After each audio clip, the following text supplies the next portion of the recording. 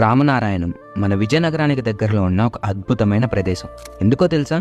ఒక బాణాన్ని ఎక్కుపెట్టిన విల్లు ఆకారంలో ఉంటుంది ఈ గుడి కన్స్ట్రక్షన్. అంతేకాదు, ఆ బాణం చివరిలో 60 అడుగుల ఆంజనేయ స్వామి విగ్రహం ఉంటుంది. డీటెయిల్స్ కావాలంటే ఈ వీడియోని సేవ్ చేసుకోండి. విజయనగరం నుంచి 4 కిలోమీటర్స్ దూరంలో ఉన్న ఈ రామనారాయణం టెంపుల్ ని NCS చారిటబుల్ ట్రస్ట్ వాళ్ళు కట్టించారు. దీని ఎంట్రీ టికెట్ మార్నింగ్ 10 నుంచి ఈవినింగ్ 5 వరకు 40 రూపీస్ అండ్ ఈవినింగ్ 5 నుంచి 60 రూపీస్. పిల్లలకైతే 10 and 20 రూపీస్. అండ్ ఇక్కడ ప్రతిరోజు సాయంత్రం 6:30 నుంచి 3 లేజర్ షోస్ జరుగుతాయి.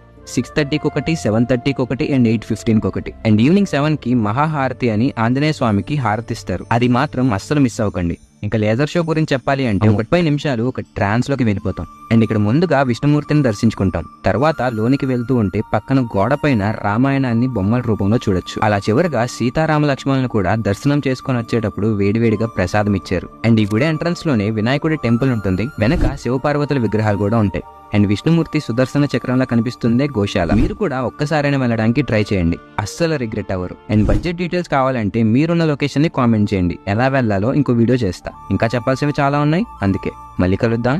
బాయ్.